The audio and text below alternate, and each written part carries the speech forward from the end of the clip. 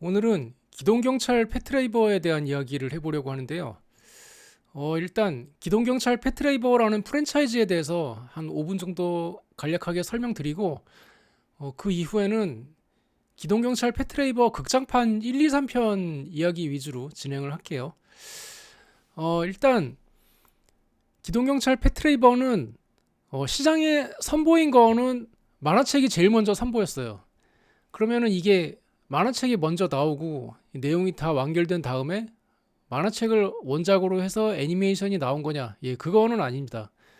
그러니까 처음에 시작하기로는 이게 창작 집단 헤드기어에서 이게 출발한 건데요. 그러니까 창작 집단 헤드기어라는 뭐 사업체나 법인이 있는 건 아니고, 그러니까 찻집에 모여서 야 우리 요런 SF물 한번 기획해보면 어떨까? 저런 SF물 한번 기획해보면 어떨까?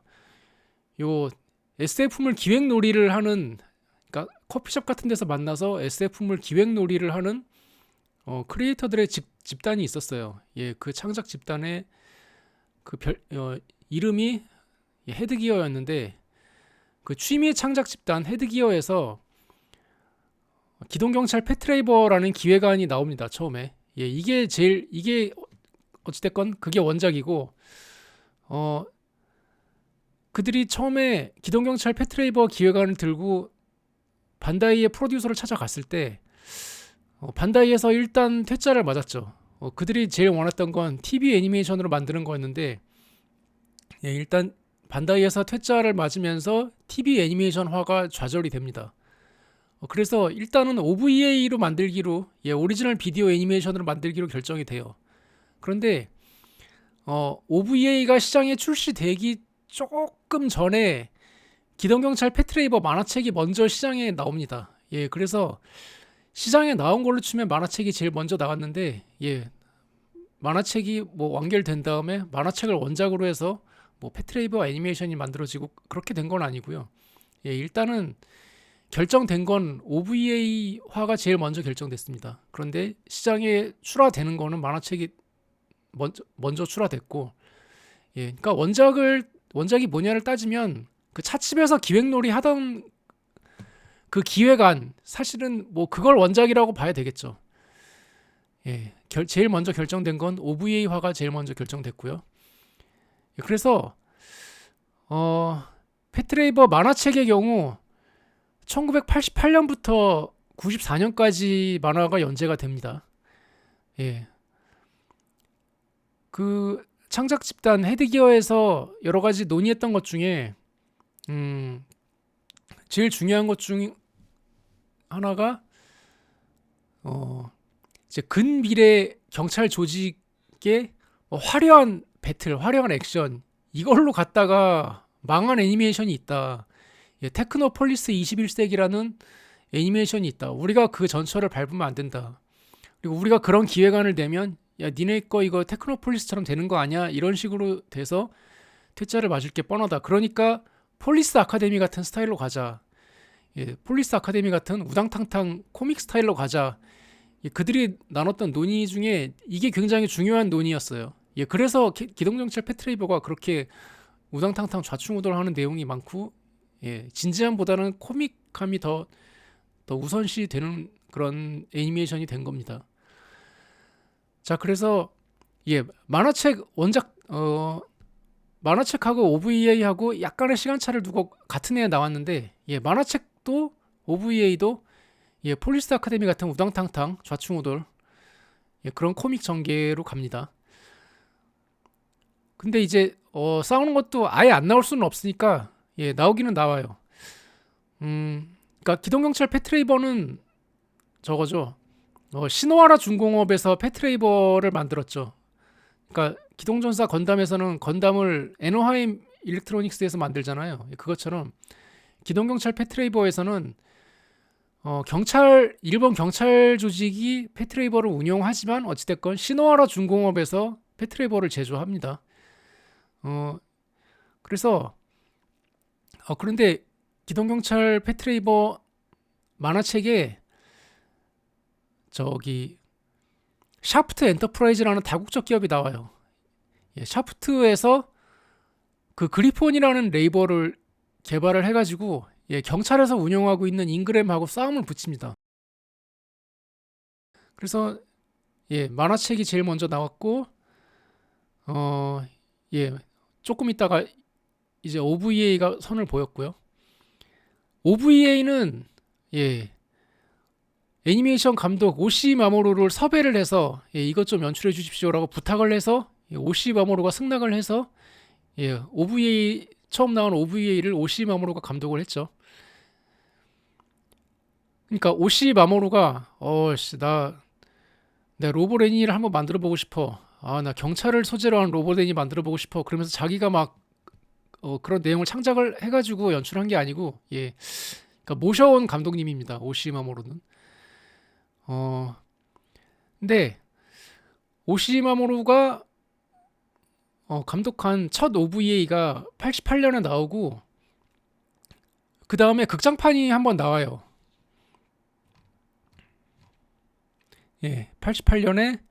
88년에서 89년까지 7편짜리의 OVA가 나오고 그게 오시마모노 감독이 연출한 거고 그리고 첫 극장판이 89년에 나와요.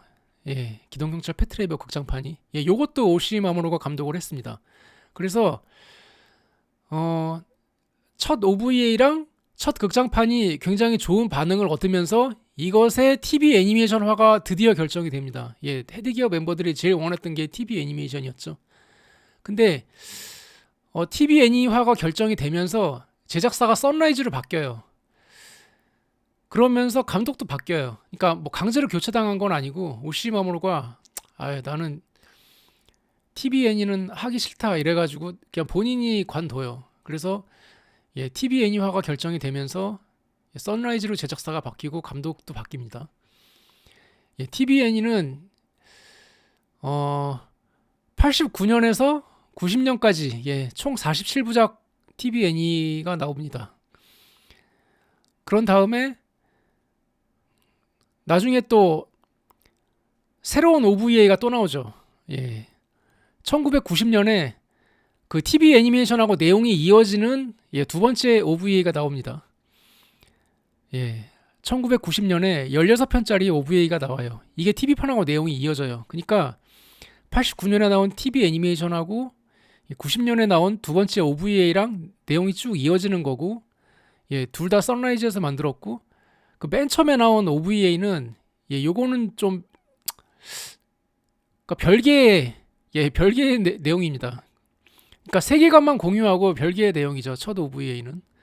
그러니까 첫 그 TVN이랑 그 두 번째 OVA랑 내용 쭉 이어지잖아요. 그거하고 처음 나온 OVA하고 그냥 패럴렐 월드로 보는 사람들이 많아요. 그냥 설정만 공유하고 세계관만 공유하고 이 두 가지는 그냥 패럴렐 월드다 이렇게 보는 사람이 많습니다. 근데 이제 OVA가 두 번이 나왔기 때문에 그 첫 번째 나온 OVA랑 두 번째 나온 OVA랑 구별을 하기 위해서 첫 번째 나온 OVA를 요즘에는 얼리데이즈라고 부르고 있어요. 저예산인데도 작화 수준이 진짜 후덜덜합니다. 그러니까 저예산인데 작화 수준이 뛰어난 이유는 일단은 오시 마모노가 끌어모은 스텝들이 초인류 스텝들이었기 때문이기도 하거니와 일단은 움직임이 굉장히 적어요. 그러니까 정적인 연출이 되게 많습니다. 진짜로 꼭 필요한 데서만 움직이고 나머지는 거의 좀 정적인 연출들이 많아요.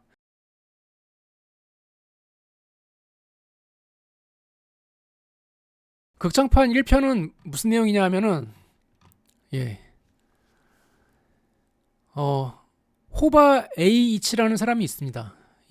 HOS를 개발한 사람이에요. 하이퍼 오퍼레이팅 시스템 HOS를 개발한 사람인데 뭐 여기서는 그냥 호스라고 합니다. 등장인물들이 호스를 개발한 사람인데 그러니까 경찰에서 운영하는 패트레이버뿐만 아니라 그냥 모든 레이버에 들어갈 범용 OS예요. 호스가. 근데 기존의 OS보다 더 획기적인 신형 OS거든요. 이 신형 OS 호스 개발자 호바 H가 호스에다가 트로이 목마를 심어놓은 채로 개발을 했어요. 세상에 불만을 품고 세상을 망하게 할 목적으로 호스에 트로이 목마를 심어놨어요. 호스를 개발하면서. 그러고 트로이 목마를 심어서 호스를 다 개발해 놓고 개발 다 해놓고 자살을 합니다. 방주에서 뛰어내려서 자살을 해요. 그러니까 방주라는 게 뭐냐 하면 이 기동경찰 패트레이버의 세계관이 어떤 세계관이냐 하면은 그러니까 정부에서 바빌론 프로젝트라는 거를 진행을 해요. 도쿄 앞바다에 거대한 매립지를 만들어 가지고 그러니까 오다이바 같은 거죠. 거대한 매립지를 만들어서 토지 부족 문제를 단번에 해결하자라는 바빌론 프로젝트라는 걸 진행을 합니다. 그래서 바빌론 프로젝트를 조기에 완성시키기 위해서 레이버라는 거가 생기는 거예요. 이 세계관이 한마디로. 그래서 그 중에서 경찰용 레이버를 패트레이버라고 부르는 거고. 근데 그 도쿄 앞바다 매립지 근처에 방주라는 그 해상 플랫폼이 있어요. 그 방주의 목적은 뭐냐? 바빌론 프로젝트에 투입된 레이버들 중에 고장나는 게 있으면은 그것들을 빠르게 고치기 위한 그 유지보수 타워입니다. 한마디로. 네, 호바 H가 호스를 다 개발해 놓고 이 방주에서 뛰어내려서 자살을 한 거고요. 그래서 처음에는 수사물처럼 전개가 돼요. 극장판 1편이. 그래서 열심히 수사를 해 보니까 그러니까 이 호스에 숨어져 있는 트로이 목마가 발동하는 조건이 있어. 그러니까 이 트로이 목마가 발동을 하면 레이버가 폭주를 하게 되거든요. 그래서 막 조종사가 없어도 그냥 지 혼자 막 폭주를 해. 그러면서 막 아무거나 막 때려 부셔. 폭주를 하는데 그 트로이 목마가 발동하는 조건을 등장인물들이 드디어 알아내요. 수사를 하다가 드디어 알아내. 그러니까 이 트로이 목마는 특정 주파수의 소리에 반응을 합니다. 10.2Hz라는 특정 주파수의 소리에 반응을 해. 근데 중요한 것은 뭐다? 그 도쿄 앞바다에 있는 방주 있잖아요. 그 매립지 근처에 있는 유지보수 타워. 그 방주가 알고 보니까 그러니까 공명을 일으키는 작용을 하는 거야. 알고 보니까. 그러니까 초속 40m의 강풍이 방주를 때리면 엄청난 공명이 일어나면서 10.2Hz의 소리가 이게 도쿄 전역으로 쭉 퍼지거든요. 근데 그거는 뭐 있을 수 있는 일이잖아요. 뭐 강풍 불면은 뭐 다리 같은 거 뭐 이렇게 다리 같은 거가 이렇게 공명을 하면서 뭐 특정 주파수의 소리를 발산하잖아요. 그거는 뭐 흔히 있는 일이잖아요. 그래서 초속 40m의 강풍이 방주를 때리면 방주가 공명을 일으키면서 10.2Hz의 소리가 도쿄 전역으로 퍼져. 그거는 뭐 충분히 있을 수 있는 일이죠. 그 방주를 뭐 잘못 설계해서 그런 게 아니고. 근데 강풍이 때려서 10.2Hz의 소리가 도쿄 전역으로 쭉 퍼지면 도쿄 전역에 있는 수많은 레이버들이 폭주한다. 이게 호바 H의 큰 그림이었던 거예요. 그거를 이제 특차 이과 대원들이 드디어 알게 돼. 그래서 이제 다들 방주로 달려가는 거예요. 패트레이버에 다 타고 다 방주로 달려가는 거예요. 여기 그 주인공 노아 이즈미가 타는 잉그램 말고 영식도 같이 가요. 타입 제로 영식. 근데 영식에는 최신 OS인 하이퍼 오퍼레이팅 시스템이 깔려 있어. 호스가 깔려 있어. 그러니까 영식에는 트로이 목마가 들어 있겠죠. 그래서 호스가 들어 있으니까 좀 이게 언제 폭주할지 몰라서 불안하기는 한데, 근데 뭐 당장 폭주할 것 같지는 않고 아직 폭풍은 안 왔고 일단 영식도 가기는 가. 방주로. 왜 가냐 하면은 방주에 그 컨트롤 타워 그 컨트롤 룸에 가가지고 어떻게 하면은 그 방주의 자동 해체 시퀀스가 시작이 돼. 그래서 그 자동 해체 스위치를 누르러 가는 거예요. 방주에. 일단 방주가 해체돼야지 그 10.2Hz의 소리가 도쿄 전역으로 쫙 퍼지는 거를 막을 수 있으니까. 근데 1호기, 2호기 영식 셋이서 방주에 갔는데 가니까 거기에 알고 보니까 수많은 공업용 레이버들이 있었던 거예요. 그러니까 유지보수를 대기하고 있는 수많은 레이버들이 거기에 있었던 거예요. 그냥 다 꺼져 있었어 처음에는. 근데 뭐 아직은 괜찮겠지 하고 간 거였는데 방주에 바람이 불기 시작하니까 그 방주에 대기하고 있었던 수많은 공업용 레이버들이 갑자기 폭주를 하기 시작합니다. 그러면서 영식도 폭주를 해. 영식은 호스가 깔려 있으니까. 그래서 일단은 공업용 레이버들, 그러니까 주인공 노아 이즈미가 탄 인그램이 일단은 공업용 레이버들하고 먼저 사투를 벌인 다음에 그 다음에는 마지막으로 뭐가 나오냐, 폭주하기 시작하는 영식하고 마지막 전투를 합니다. 그래서 마지막 전투에서 노아 이즈미가 이기고 방주 해체도 순조롭게 잘 진행이 된다. 그런 해피엔딩으로 끝이 납니다. 당시로서는 굉장히 획기적인 소재였죠. OS를 소재로 했잖아요. OS를 개발한 사람이 처음에 개발할 때부터 트로이 목마를 심어서 개발했어. 그런데 그렇게 트로이 목마가 심어져 있다는 것을 그 제조사가 알지 못한 상태로 그게 시장에 출하가 됐어. 그래서 처음에는 사람들이 아무것도 몰랐어. 왜냐하면 아직 그 발동 조건이 안 됐으니까. 그래서 아직 사람들이 아무것도 모르고 있는 상황에서 수많은 레이버에 그 OS가 설치가 됐는데, 설치되고 나서 조금 시간이 지난 다음에 이제 어느 날 갑자기 조건이 맞아가지고 그 수많은 레이버들이 폭주를 하면 어떻게 해야 되나, 뭐 이제 이런 상상력. 당시에 나온 애니메이션 치고는 굉장히 훌륭한 상상력이었죠. SF 뭐 작가로서 한번 해볼 만한 상상이죠. 극장판 2편이 시작을 하면은 특차 2과에는 노아 이즈미나 뭐 노아 이즈미 그 남친 그 사람들은 다 나갔고 이제는 고토하고 몇몇 사람밖에 안 남아 있어요. 그런데 비상사태가 발생을 해서 고토가 이제 특차 2과 옛날 멤버들을 모으죠. 그러면서 노아 이즈미도 다시 등장을 하고 그렇게 해서 사건을 해결하는 내용인데요. 아까 말씀드렸던 대로 극장판 1편에서 오시마모로가 훅 떠가지고 극장판 2편에서는 제작비가 2배로 돼서 제작비가 3억 엔이 됐습니다. 우리나라 돈으로 30억 원. 그래서 제작비가 3억 엔으로 늘었는데 이게 CG 때문에 제작비가 늘은 거라고 해요. 근데 솔직히 좀 재미는 없어요. 내용은 뭐냐 하면 극장판 2편에 츠게 유키히토라는 사람이 나와요. 그러니까 극장판 2편 시작하면은 이 사람의 과거가 나오는데 1999년 동남아의 어느 나라에서 츠게 유키히토가 이제 소속된 부대가 츠게 유키히토가 소속된 그 자위대 부대가 동남아의 어느 나라에서 PKO 활동을 하고 있는 장면이 나와요. 그 레이버에 탑승한 채로 PKO 활동을 하고 있었는데 근데 갑자기 어떤 게릴라 부대를 만나.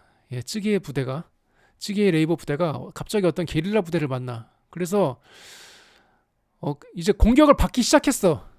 그냥 뭐 게릴라가 나타났는데 게릴라가 어떻게 할지 모르는 상황, 그게 아니고 게릴라한테 공격을 받기 시작했어요. 그래서 츠게가 무전을 쳐서 우리가 게릴라 부대를 공격할 수 있도록 공격 허가를 내달라고 요청을 했는데 상부에서는 뭐 이제 그런 건 많이 나오잖아요. 춤추는 대수사선 보면은 뭐 현장 상황을 모르는 뭐 답답한 지휘부 뭐 이런 이야기 많이 나오잖아요. 여기서도 현장 상황을 모르는 답답한 지휘부가 계속 대기하라, 절대 아직은 공격하지 말라, 계속 대기하라, 계속 그런 답답한 이야기를 해. 그래서 츠게는 츠게 레이버 부대도 일단은 공격을 못해. 그래서 일단은 공격을 못하고 있는 사이에 그 게릴라 부대에서 마구 그냥 포탄을 퍼붓기 시작했고, 그래서 츠게 부대가 전멸을 합니다.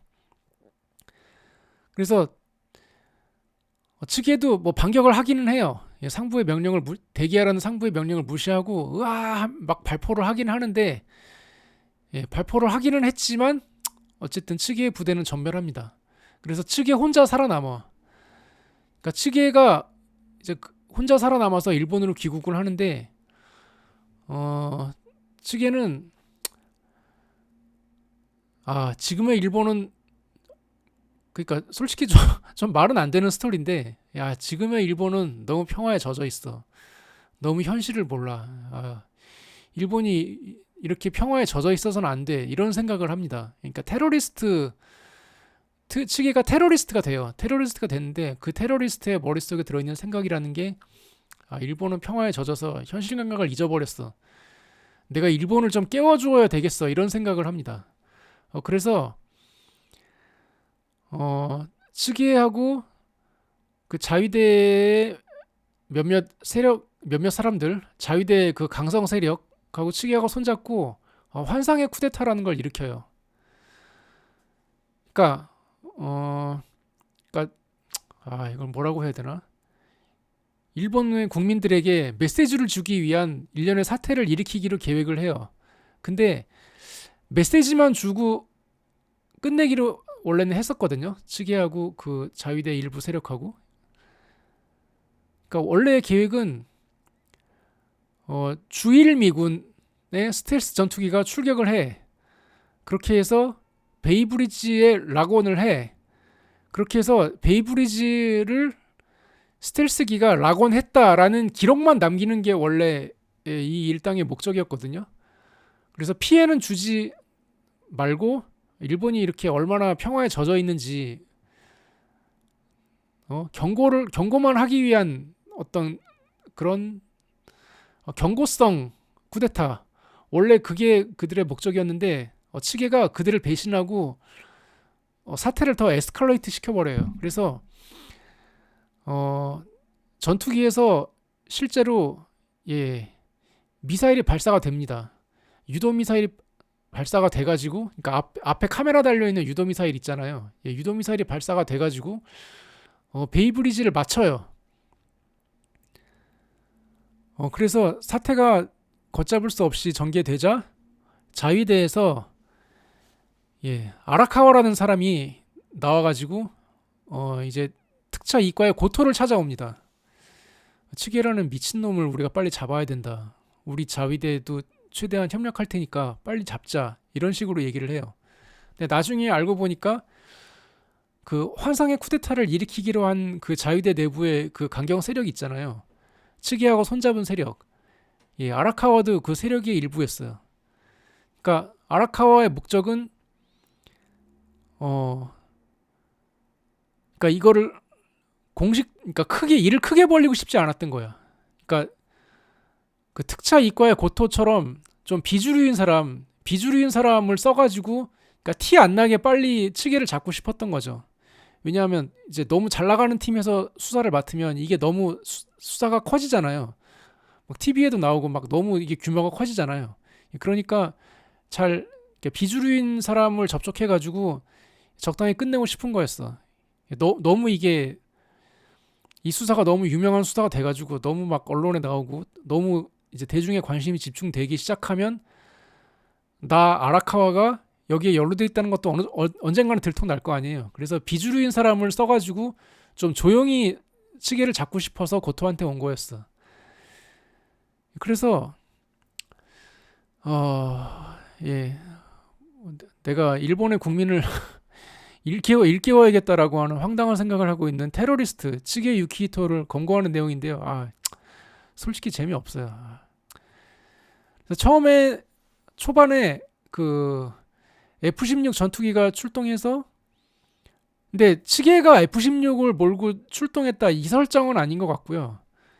그러니까 AI가 조종하는 무인기인데, 그러니까 츠게가 뭘 어떻게 해킹을 해서 AI 무인기를 조종을 해가지고 베이브리지로 미사일을 발사했다 이 설정인 것 같아요. 아직 AI 전투기는 그 시대에 없었을 텐데. 맞다. 패트레이버는 원래 근미래가 배경이니까 충분히 가능한 설정이죠. 아무튼 AI 무인기를 어떻게 해킹을 해서 조작을 해가지고 거기서 미사일을 발사해서 처음에 베이브리지에 그 미사일을 마치고요. 그 다음에는 역시 무인 헬리콥터를 띄워가지고 그 무인 헬리콥터가 방송국의 그 송출탑을 공격하도록 만듭니다. 그 무인기가 방송국의 송출탑을 막 부셔 다니면서. 그러다가 역시 무인기인 비행선들이 몇 대가 막 공중으로 뜨면서 거기서 뭐 독가스를 살포할 것처럼 해. 근데 알고 보니까 독가스는 살포되지 않았어. 그냥 그거는 그냥 독가스가 살포될지도 모른다라는 두려움을 주기 위한 그냥 쇼였어. 그러니까 F-16에서 다리를 타격한 것까지는 진짜였고, 그리고 무인 헬기가 방송국의 송출탑을 부신 것까지는 진짜였는데, 저 비행선에서 저 유독가스 방출되는 거 아니야? 요거는 그냥 비행선만 띄운 거였어요. 그냥 겁만 주는 거였어요. 실제로 뭐 비행선에 유독가스가 탑재돼 있었다거나 그런 건 아니고, 그래서 뭐 국민에게 메시지를 주기 위해서 뭐 테러를 일으켰다고 하는데, 그러니까 일본이 얼마나 평화에 젖어 있는지, 얼마나 이 일본의 뭐 자위대 이런 사람들이나 뭐 경찰국 이런 사람들이 얼마나 그 무사 안일주의에 빠져 있고, 얼마나 그 사태 파악을 못하고 뭐 어버버 하는지, 뭐 그거를 뭐 일본이 얼마나 무사 안일주의에 빠져 있는지를 알리기 위해서 뭐 이런 일을 일으켰다, 뭐 그런 게 뭐 측의 주장인데, 뭐 테러리스트의 말도 안 되는 주장이죠. 극장판 3편. 3편이 좀 재밌습니다. 저는 솔직히 극장판 1편하고 3편이 좀 재밌었어요. 3편은 그러니까 스피노프라고 불러도 좋을 정도로 좀 특이한 내용인데, 극장판 3편은 2002년에 나왔습니다. 이거는 오시마모로가 감독하지 않았고요. 건담 0080을 감독하신 타카야마 후미히코 씨가 감독을 했습니다.